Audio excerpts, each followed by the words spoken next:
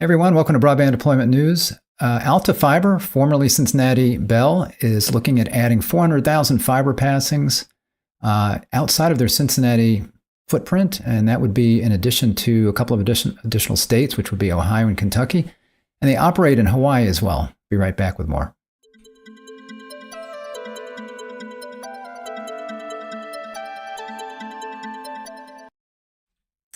Thanks for joining me. Rick Husey here with Broadband Deployment News. So I want to take a look at this story. This is in Hawaiian Telcom. See here, Altafiber is targeting 400,000 fiber passings outside its footprint. Altafiber, formerly known as Cincinnati Bell, has been busy this year with its fiber build-out, both within its incumbent territory and in expansion markets. Outside its footprint, the operator plans to reach 400,000 locations with fiber across Ohio, Kentucky, and Indiana. So I'm assuming they're saying that their footprint is kind of in the greater Cincinnati area because that's where they got started as Cincinnati Bell. So that would include new locations in Ohio as well as the states of Kentucky and Indiana. Mark Farner, Altafiber's VP of Corporate Development, told Fierce Altafiber was well over 200,000 passings in progress, so they've been doing this for a bit.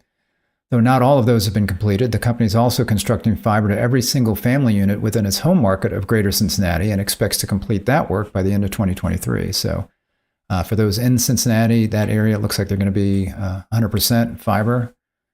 Cincinnati Bell was acquired by Macquarie Infrastructure Partners in September of 2021, rebranding to Altafiber in March of 2022. Macquarie this summer led a $600 million equity raise to fuel the company's network expansion. So they're doing this through a lot of private capital, and they're also, though, leveraging, as we'll see here, public-private partnerships and some federal funding. So mentions Hawaii here. So in Hawaii, Altafiber's other incumbent market, the company operates as Hawaiian Telcom and is working on a statewide fiber network there. It's aiming to complete that build by the end of 2027, so that's going to be pushed out a little bit. Well, I shouldn't say pushed out. That's just a little further out. I don't know if these other projects are pushing that out, but so they acquired, actually Cincinnati Bell acquired Hawaiian Telcom back in 2018. So they've been operating there for quite a while and are looking to improve the service there in that state. Farner didn't provide a timeline for the 400,000 out-of-footprint target, just noting Altafiber will reach that goal over the course of our business plan, as well as for which markets it's eyeing. He said the company is looking at a mix of rural and suburban communities. He says it's really opportunistic as much as anything, where you know the environment's right, and we like to build tight relationship with the communities, he said. Many, but not all of those relationships are public-private partnerships. So they would be working with communities in a lot of these cases where the community will pitch in generally some funds so that they can then, Cincinnati Bell or Altafiber then builds out the network and runs that or operates that. So that helps the community and the expansion of fiber. Altafiber in the past year entered public-private partnerships covering 160,000 addresses, with the big hitters located in Ohio's Butler County, Warren County, Greene County, and the city of Dublin. Last month, Altafiber revealed 13 new markets that will expand in 2024, covering 65,000 locations. All but one of the markets are in Ohio, and the remaining project will take place in Aurora, Indiana. None of them are public-private partnerships. So in that case, they're funding that, sounds like, on their own. Regarding speed tiers offered in the new markets, he said customers can currently sign up for a 2 gig service with an upgrade path to 10 gig as technology matures and price points come down. He says we're also testing 25 gig, and all of that is on XGS-PON and is designed for residential and small to mid-sized business. We also offer enterprise solutions up to 100 gig and beyond today. As rollouts continue, Altafiber scooped up a couple of smaller fiber companies. In June, the operator agreed to acquire Bridgewired, an ISP based in Waynesville, Ohio. Last December, Altafiber bought municipal fiber to the home assets from the city of Lawrenceburg, Indiana. So they're expanding into a regional provider, again, through this acquisition, the name change to Altafiber, and acquiring other companies.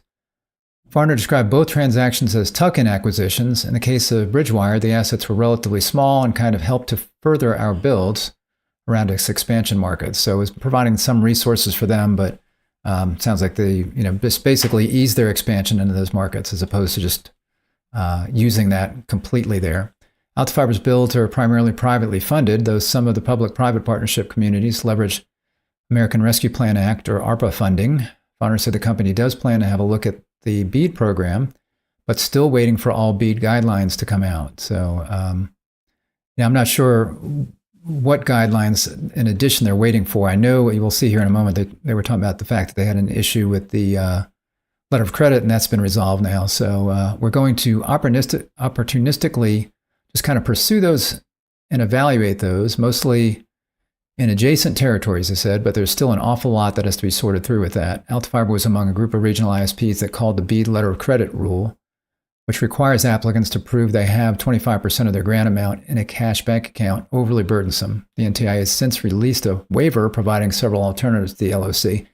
So he might have made the comments about BEAD prior to that really either being known or him having kind of digested that and determined what the changes were. So that might make a big difference, where now with some of those alternatives, you don't have to take 25% of the money that you were going to use to build and just set it aside and do nothing with it.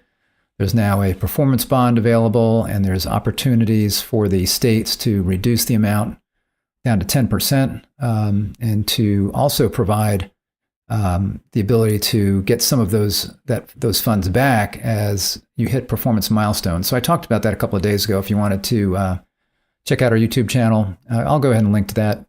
I did link to this article in the description. I'll go ahead and add a link to that video that I did about the changes to the letter of credit, because that's pretty important. A lot of companies, from very small ISPs to regional operators like Altafiber, like BreezeLine, and others, I think Ziply Fiber, some others, were really lobbying to get that change, because it did prevent them, these mid-sized companies, as well as small ISPs, community ISPs, and others that we really want to be able to be involved in this process, to not be able to be involved because of the fact that there's a very heavy burden, 25% that's going to sit there and do nothing. You can't, it's not even matching funds. You can't use it to build out your network. So anyway, that's been changed. Not sure what other things he might be looking for to get involved with BEAD, but I would suspect that they will certainly take a look at that. If they're already doing the public-private partnerships with ARPA funding, they could certainly consider that with BEAD, as well as just getting the BEAD funding on their own to do that. So anyway, thought that was interesting. If you thought so too, if you give me a like on the video, I'd appreciate it. If you're not subscribed to our channel, click the subscribe button, click the bell, and you will be notified when I'm live. Thanks for joining me. I'll see you next time for Broadband Deployment News. Take care.